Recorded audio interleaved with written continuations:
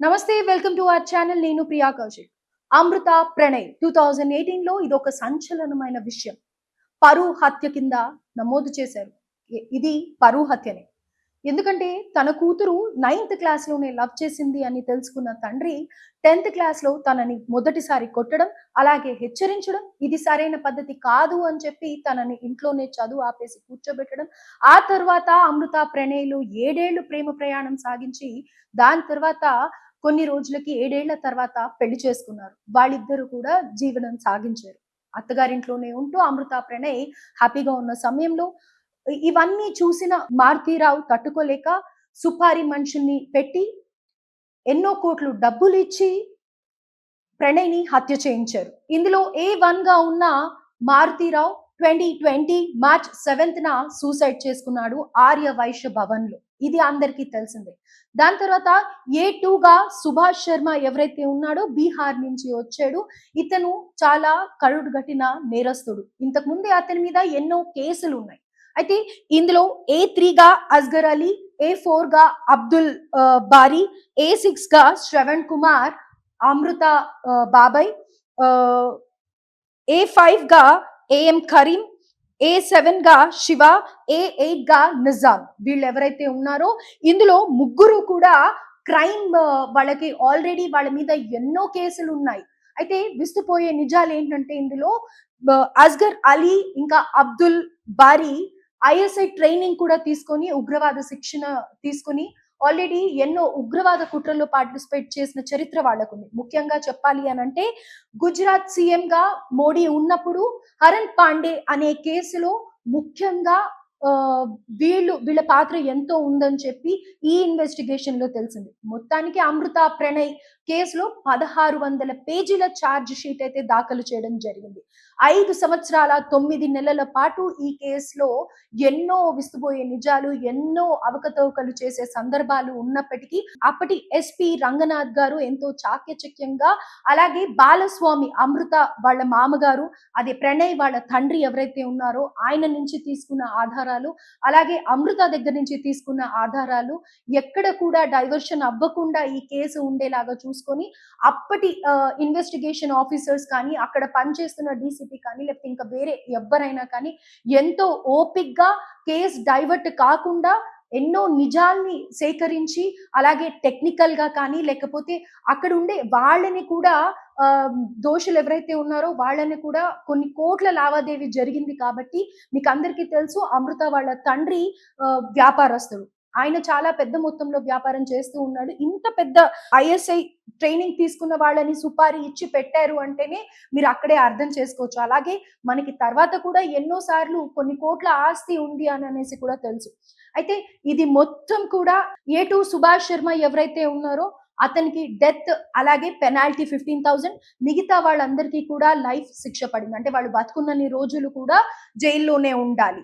అలాగే ఇప్పుడు ఈ కేసులో వాళ్ళు బెయిల్ తీసుకోవచ్చా అంటే బెయిల్ తీసుకునే అవకాశం లేదు, కానీ అప్పీల్ అయితే చేసుకోవచ్చు. చేసుకున్న సందర్భంలో సుప్రీం కోర్టుకి అయితే ఈ కేసుని పంపించడం జరుగుతుంది, కానీ వాళ్ళకి బెయిల్ వచ్చి ఇంటికి వచ్చే ఛాన్స్ అయితే లేదు.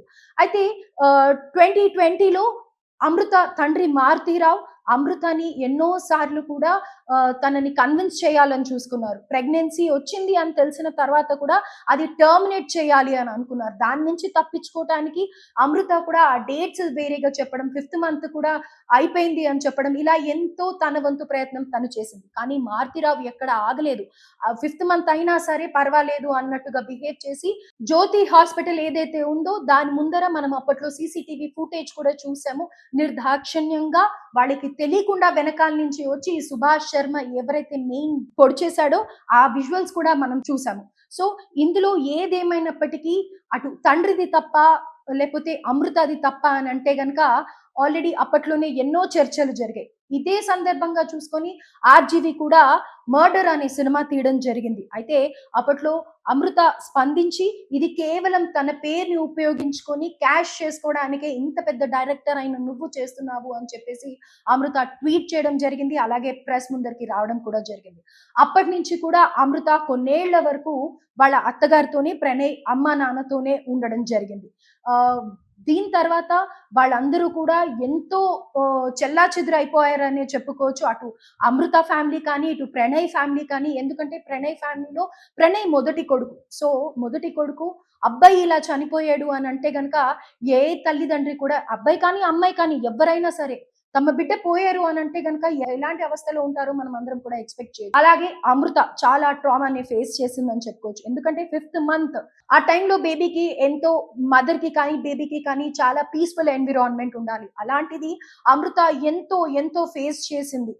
తను తట్టుకోలేని నిజాన్ని డైజెస్ట్ చేసుకోవాల్సొచ్చింది. బేబీని మంచిగా డెలివర్ చేసి మగపిల్లాడు అని తెలిసిన తర్వాత అందరూ కూడా అమృతాని కంగ్రాచ్యులేట్ చేశారు. కానీ అమృత ఇప్పటికీ ఏదైతే అప్పుడు ట్రామా అనుభవించిందో ఇప్పుడు ఆ పిల్లాడికి ఆటిజం ఉంది. అమృత ఆ వీడియోస్ కూడా అప్పుడప్పుడు పెడుతూ ఉంటుంది. అయితే ఆ సందర్భంగా ఆ వీడియోస్ చూసిన ప్రతి ఒక్కళ్ళు కూడా మళ్ళీ 2018లో జరిగిన ప్రణయ్ ఇన్సిడెంట్ గుర్తు చేసుకొని అప్పుడు తను అంత ట్రామా ఫేస్ చేసింది కాబట్టి ఇప్పుడు ఆ పిల్లాడు అలా ఉన్నాడు అని చెప్పేసి ఎంతో మంది ఆ పిల్లాడికి బ్లెస్సింగ్స్ ఇవ్వడం కూడా జరుగుతూ ఉంటుంది. ఆ వీడియోస్ చూసినప్పుడు కూడా ఎంతో మంది బాధపడుతూ ఉంటూ ఉంటారు. అయితే ఇప్పుడు అమృత ప్రస్తుతం తల్లితో పాటు కలిసి ఉంటోంది. విహాన్‌ని కేర్ తీసుకుంటోంది. అమృత కొడుకు పేరు విహాన్‌ని కేర్ తీసుకుంటుంది. తన యూట్యూబ్ ఛానెల్‌లో కూడా మనం చూస్తూ ఉండొచ్చు ఆ వీడియోస్. అయితే విహాన్‌కి ఇంకా మాటలు రాలేదు. మొత్తానికి ఏదేమైనప్పటికీ విహాన్‌కి కానీ, అమృతకి కానీ ఒక సపోర్ట్ ఏ ఆడపిల్లకి కానీ పెళ్ళైన తర్వాత భర్తే ఇంపార్టెంట్ ఉంటుంది. ఎంత ఆస్తి ఉండని, ఎంత అనుభవిస్తూ ఉండని పక్కన తను కోరుకున్న మనిషి, తనకి సపోర్ట్ ఇవ్వాల్సిన మనిషి, తన హ్యాపీనెస్ ఉన్న మనిషి, తన కంఫర్ట్ ఉన్న మనిషి లేకపోయాక ఎన్ని కోట్లున్నా, ఎంతమంది ఉన్నా అది తీర్చలేని బాధ. అలాగే ఇక్కడ మారుతీరావు విషయానికి వస్తే, మారుతీరావు కూడా నిజంగా తప్పు చేశాడా అనంటే గనక, అప్పట్లో పెళ్ళైన తర్వాత వాళ్ళు కొన్ని ఫోటోలు ఏవైతే ఉంటాయో, పెళ్లికి సంబంధించిన ఫోటోస్ కాకుండా, వాళ్ళిద్దరూ క్లోజ్‌గా ఉన్న ఫోటోస్ కానీ, రెచ్చగొట్టే విధంగా ఏవైతే ఫోటోస్ పంపియడం జరిగిందో, అది మారుతీరావుని మరింత ట్రిగ్గర్ చేసింది అని చెప్పుకోవచ్చు. అదే కక్ష పెంచుకొని, పగ పెంచుకొని, అగ్రకులానికి చెందిన అమృత, అలాగే దళిత కుటుంబానికి చెందిన ప్రణయ్‌ని పెళ్లి చేసుకోవడం మారుతీరావు ఓర్చుకోలేకపోయారు. అంటే బహుశా మేబీ ఏ తల్లిదండ్రి అయినా అన్నాళ్ళు కని పెంచిన, పోషించిన, అల్లారు ముద్దుగా పెంచుకున్న తల్లిదండ్రులు అలానే రియాక్ట్ అవుతారేమో కాదనము. కాకపోతే చంపడం వరకు ఒకరిని చంపేంత హక్కు మాత్రం ఎవరికీ లేదు. ఇంకో విధంగా ఆయన కన్విన్స్ చేసుకొని ఆ పిల్లని మందలించి ఉంటే గనక, అమృతాన్ని మందలించి ఉంటే గనక అది బావుండేది. కానీ ఈరోజు ఎవ్వరూ లేకుండా పోయారు. ఇదే బాధలో మారుతీరావు కూడా సూసైడ్ చేసుకోవడం, ఆ విజువల్స్ కూడా చూసి ఎంతో మంది సానుభూతి తెలపడం చూస్తూనే ఉన్నాం. కానీ ఏదేమైనప్పటికీ ప్రేమించిన తర్వాత, పెళ్లి చేసుకున్న తర్వాత పిల్లల్ని సుఖంగా ఉండాలని కోరుకోవాలి కానీ కులమో లేకపోతే అంతస్తో అని చూడొద్దు. అంతస్తు మీకుంది, ఆస్తి మీకుంది. ఇది చెప్పేవాళ్ళం మేము ఎంతగానో చెప్తాం కానీ, అనుభవించే వాళ్ళకి తెలుస్తుంది అని అంటారు. ఎగ్జాక్ట్‌లీ. కాకపోతే ఒకరిని చంపే హక్కు గాని లేకపోతే వాళ్ళని హింసించడం కానీ ఎవరికీ లేదు. ఇప్పుడు ఎవరు మిగలకుండా పోయారు. ఎవరికీ జీవితం అనేది లేకుండా పోయింది. ఏదేమైనప్పటికీ ఇదంతా కేస్‌కి సంబంధించి అమృత ఎలా రెస్పాండ్ అవుతుందో, అలాగే అమృత, ప్రణయ్ ప్రణయ్ వాళ్ళ అమ్మగారు కానీ, నాన్నగారు కానీ ఎలా రెస్పాండ్ అవుతారో వేచి చూడాల్సి ఉంది. అండ్ అమృతకి మంచి జీవితం ఉండాలని, విహాన్ తొందరగా ఆటిజం అనే దాని నుంచి బయటికొచ్చి అందరి పిల్లలాగా ఎప్పుడు హ్యాపీగా ఉండాలని చెప్పి